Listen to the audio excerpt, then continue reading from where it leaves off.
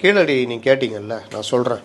கீழடி 2015 அந்த பீரியடில் வந்ததில் இருந்து அதிமுக ஆட்சியில் இறங்குற வரைக்கும் எவ்வளோ டெவலப்மெண்ட்டு, அவ்வளோவுக்கும் அடிப்படை காரணமாக அமைஞ்சது ஏடிஎம்கே கவர்மெண்ட்டு. நடுவில் நிதி ஒதுக்காதப்போ கூட தன்னுடைய தமிழ்நாட்டுடைய ஆய்வாளர்களை போட்டு தமிழ்நாடு நிதி ஒதுக்கி பண்ணது எடப்பாடி பழனிசாமி. கீழடியில் எடுத்த பொருட்களை நீங்கள் பாதுகாக்கணும்ல, அந்த பொருட்கள்லாம் மைசூர் இதுக்கு அனுப்புகிற டைமில் இல்லை, இங்கேயே அருங்காட்சியகம் கட்டணும்னு நிதி ஒதுக்கி பண்ணது இவர்.